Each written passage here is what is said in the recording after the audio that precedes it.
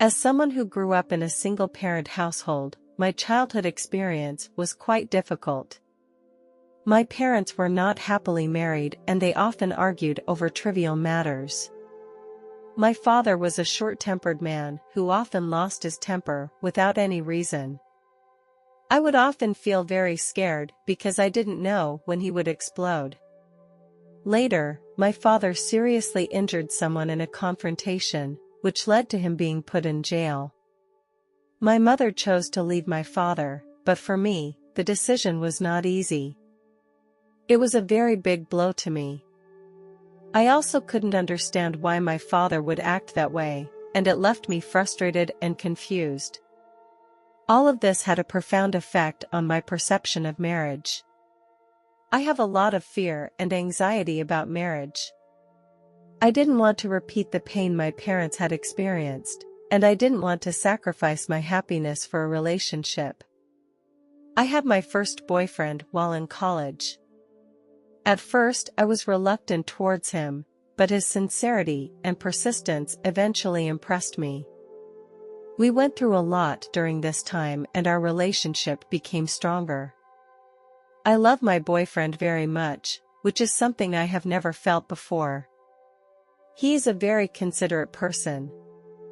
We have a lot in common, we like the same things, and have similar ideas.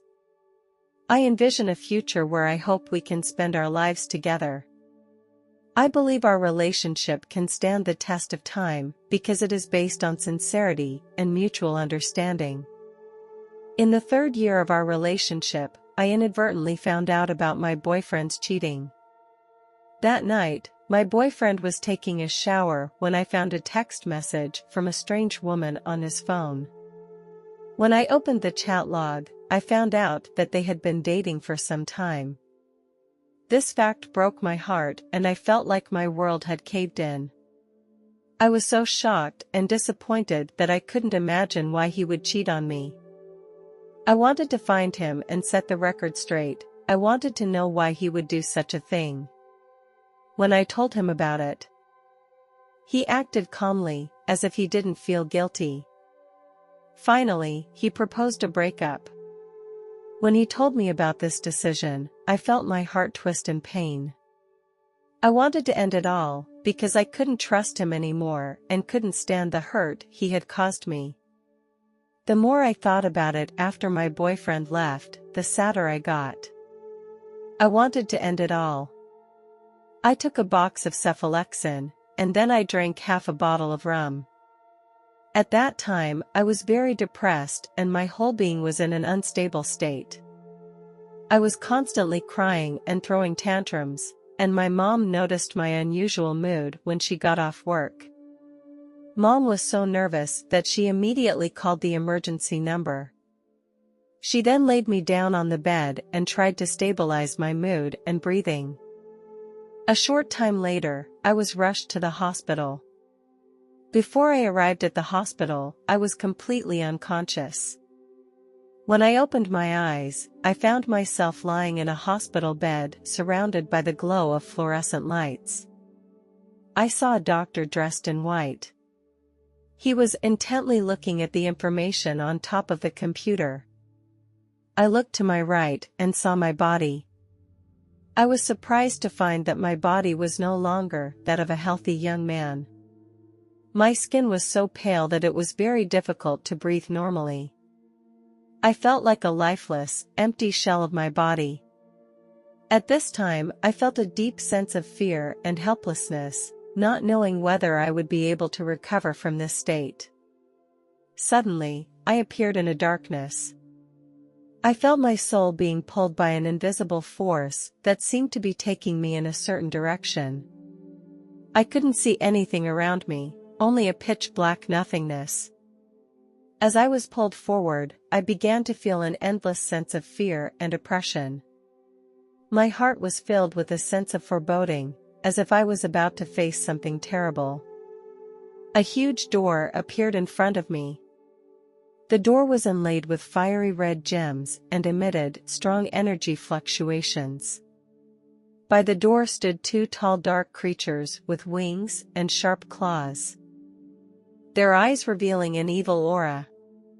The door slowly opened, and the moment I walked through it, I saw a sight that completely broke me. I had arrived at a place of unparalleled horror. This was hell. All around me was a sea of fire, and the air smelled foul and burnt. Everywhere were those dark creatures, with cruelty and evil glinting in their eyes. I felt my soul was firmly bound in chains, unable to move freely.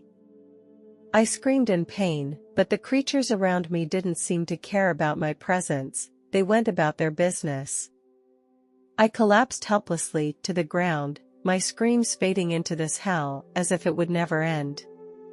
My fear gradually turned into despair, feeling trapped in this dark place from which I could no longer escape.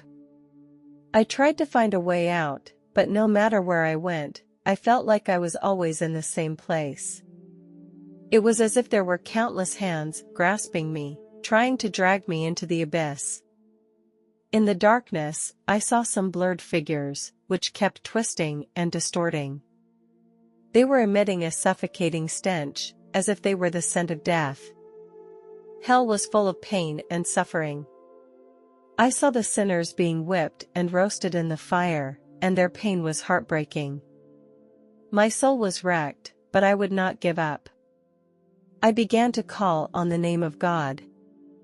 That was my last hope in hell. As I was praying, I saw a blue light flash by. I saw a pillar of light fall to the ground. I heard a voice say, "It's okay, I will save you." I saw an angel. The angel said, "We don't have time, we must go quickly." They took me into the pillar of light. The movement and the light made me feel a little uncomfortable, so I closed my eyes for a while. Sometimes I got curious and opened my eyes every once in a while. When I opened my eyes, I saw a huge staircase in the sky. I saw an old man holding a cat and walking up the stairway. At the end of the stairway was a gate. I knew that was the gate to enter heaven. I saw a lot of people standing in front of the gate to heaven. Most of them were dressed in white, with happy smiles, and looked very happy. I saw them hugging each other and blessing each other. They were all waiting for a signal that would let them pass through the gates of heaven and enter the eternal world. I knew that this was my true home. I also began to look forward to seeing my deceased loved ones. It was at this time that the angel stopped me. He told me that I could not go in just yet. Then, he took me to a beautiful lake. The water of the lake was very clear. There was an island in the middle of the lake, with trees growing on it. There was a patch of flowers blooming around the lake, with a faint fragrance. There were several benches under the trees. The breeze blew against my cheeks, making me feel relaxed. There, I saw a man in a robe, about 40 years old, and to his right stood an angel with wings. I realized that he was Jesus. The angel asked me, "Why are you here?" I began to explain that I didn't think the world was fair, and I didn't want to be there anymore. The angel looked at me and said, "Who told you that this is a fair world? Each person experiences what they choose. Your time is not up yet, you have to go back." I refused his request. I wanted to stay here. Jesus looked at me, his eyes were full of love and tenderness, as if he could penetrate the depths of my heart. He said, "I know how you feel, I understand your pain and anguish. But you cannot stay here. Your time has not yet come, your mission has not yet been completed. You must go back." His voice made me feel very calm. I said, "I will go back, but I don't know how to face the person who hurt me. I don't know what to do." Jesus smiled and replied, "You need to learn to forgive and love. No one is perfect, and we must forgive others for their mistakes. It is not easy, but it is necessary. You will receive help and guidance in this area. Jesus went on to explain to me that heaven is a very safe place where souls will be protected and cared for in the most perfect way. In heaven, each person has his own place, and this place is determined by his behavior on earth. Jesus also told me that he made a covenant with God. As God's spokesman, he must fulfill this covenant. This covenant was made about the ultimate purpose and meaning of all life. Although it was not an easy task, Jesus was the one who had to fulfill it because God believed that he could help souls to accomplish this task. I have to go through some difficulties and challenges that are meant for me to grow and progress. I cannot run away from the challenges and responsibilities in my life. I have to face and solve them. For me, going back is not a very good thing. I told Jesus, "You can't watch people hurt me, you should protect me." If I was going back, I wanted him to take care of things. He looked at me and said, "My child, I cannot cause pain to others, I can only heal those who are hurting." Jesus asked me, "Do you know why I saved you from hell?"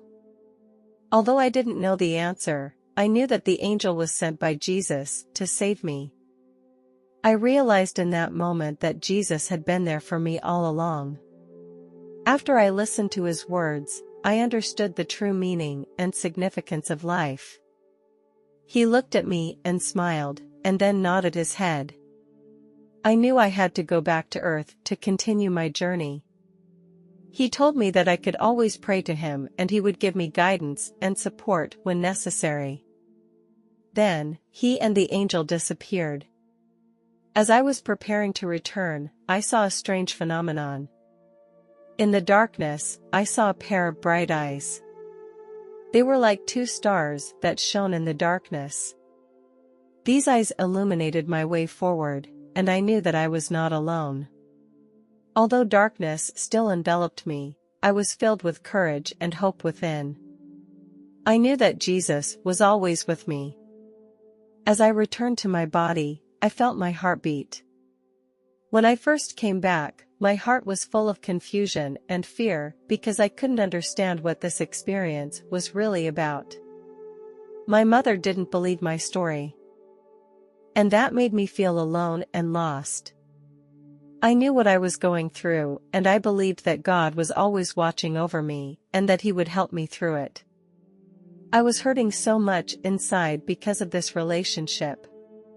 But, I knew I needed to change. As time went on, God healed my inner wounds, and made me believe in love and marriage again. I met a guy, and we were attracted to each other. I wasn't sure if I should be with him. However, when he confessed his feelings for me, I accepted his feelings. We soon got married. Soon after, we welcomed our first child. I felt very happy and grateful to God for giving me the opportunity to experience the joy of motherhood. In 2012, we welcomed our second child. I didn't believe in God at first, but he kept an eye on me. He helped me through the difficulties and healed my inner wounds. I am thankful to God and to this experience for making me the person I am today.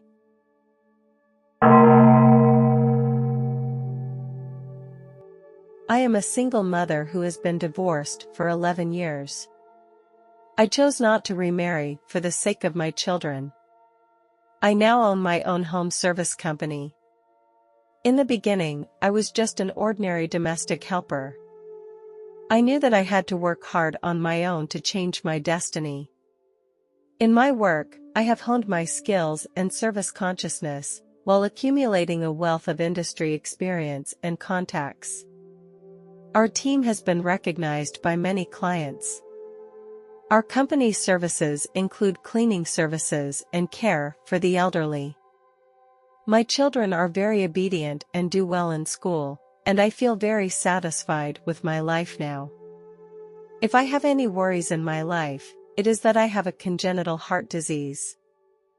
In order to avoid heart attacks, I need to have regular medical checkups. One day, one of my employees was injured at work. I immediately drove to the scene. Just as I arrived at the scene, I felt my heart begin to ache and my breathing became unusually difficult. I knew I was having a heart attack. I did my best to stay calm and asked my employee to help me to my seat. My condition became worse and worse, and I felt like my life was slowly passing me by. The employee rushed to call the emergency number. While waiting for the ambulance, I felt my heart pain getting stronger and stronger, and I could no longer control my breathing. In the emergency room, I felt like I was suspended in the air the whole time. The doctors treated me quickly. My family also came to the hospital, and their company gave me great encouragement. I was in a coma before the surgery. When I woke up, I found myself lying in a hospital bed. The doctors told me that they had unblocked the blocked artery and implanted a stent. My heart was well treated and protected. During the rest of my recovery, I rested and rehabilitated as instructed by the doctors. With the help of my doctor, I slowly returned to work and life. I am very grateful to the doctor who gave me my life back. 3 years later, I experienced an incredible event that completely changed the course of my life. God was so partial to me. On the day I was near death, I met Jesus. That afternoon, my son had gone to a classmate's birthday party. I was preparing dinner when I suddenly felt breathless, as if my chest was being squeezed tightly by a large hand. In a panic, I took out my cell phone and called the emergency number. When the operator asked me about my condition, I could no longer make any sound and could only hear my own rapid gasping for breath. I was terrified and knew I was probably going to die. I put one hand over my chest, held the phone tightly with the other, and prayed to God for help. I pleaded with God to take away my pain if I had to leave this world. As I closed my eyes and prepared to accept death, I suddenly felt a surge of power come into my heart. I saw a luminous figure whose presence made me feel calm and at ease. This figure approached me and reached out and gently touched my head. I felt a soft power and my pain disappeared. I saw a man in a long white robe standing in front of me. His smile made me feel incredibly relieved.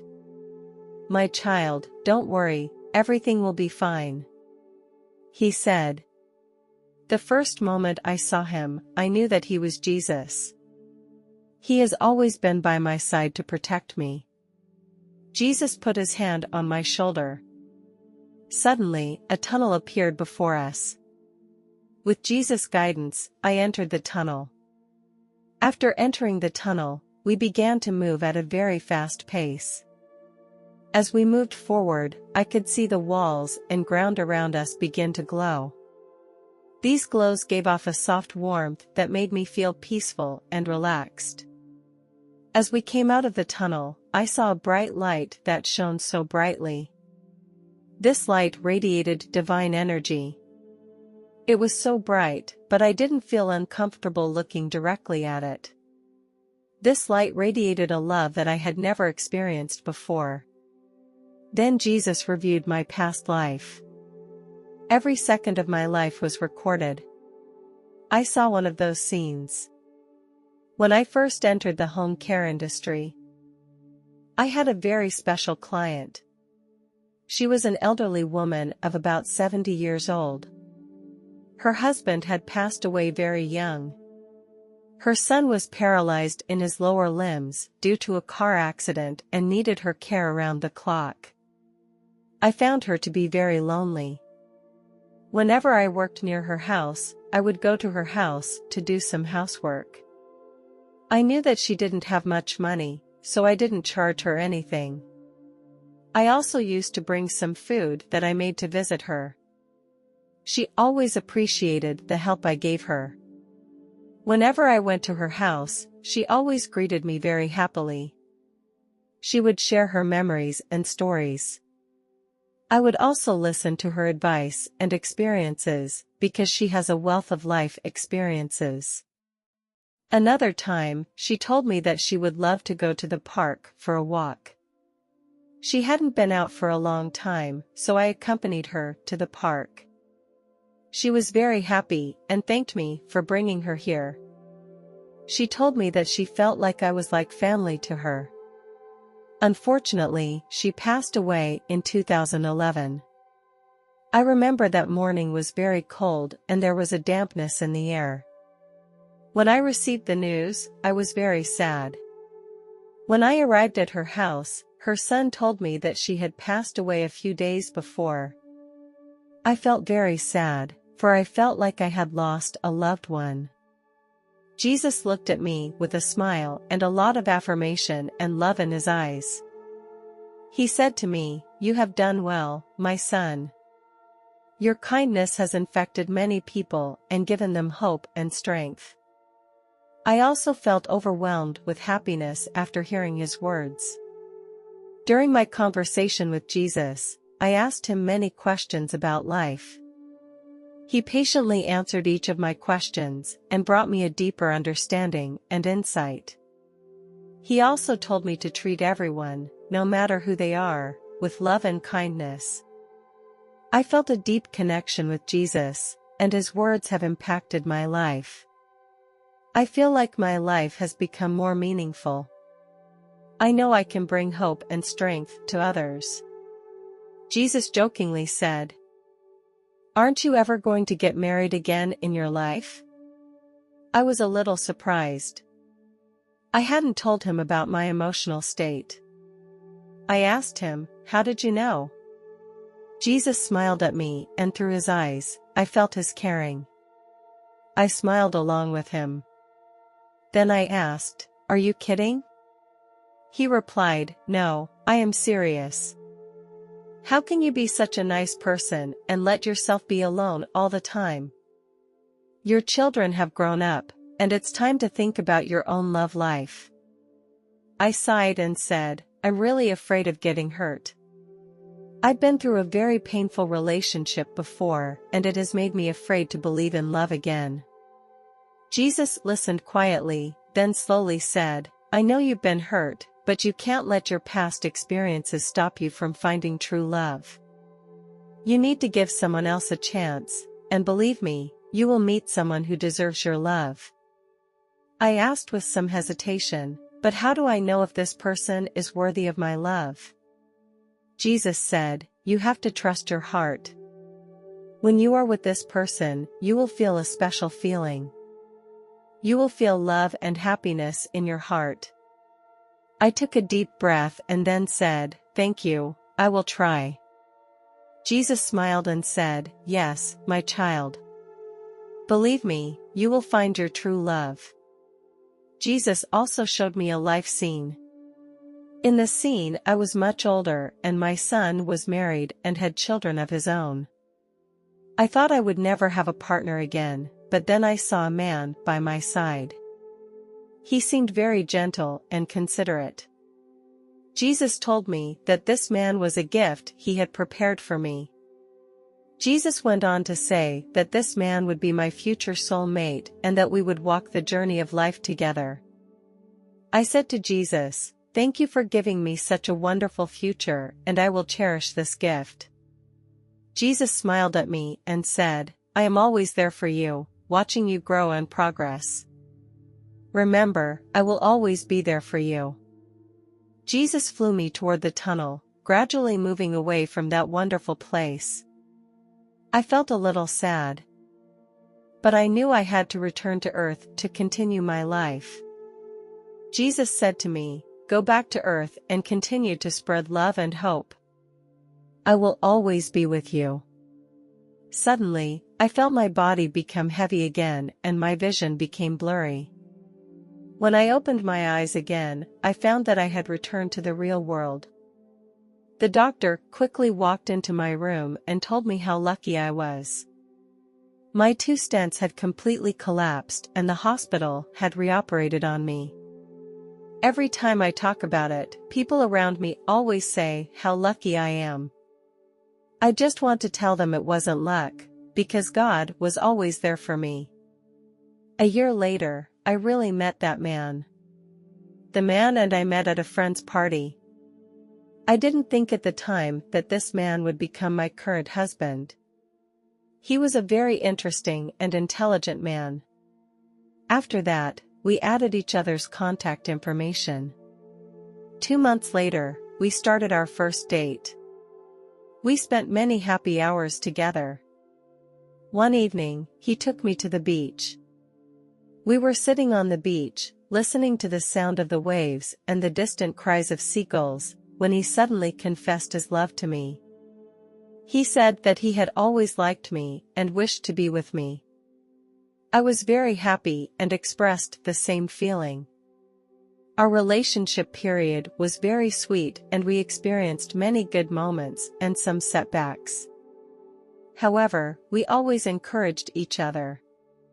A year later, he proposed to me. He took me to a beautiful island in the sea. He opened a small box and inside was a glowing ring. He said to me, "I want to spend the rest of my life with you, will you marry me?" I said, "Of course, I will marry you." He helped me put on the ring and then we embraced each other. We chose a beautiful church as our wedding venue. We invited our friends and family to witness our happy moment. Now, I have been married to him for almost 10 years. We have gone through many challenges together, but our relationship has been stable. I thank God for everything He has given me.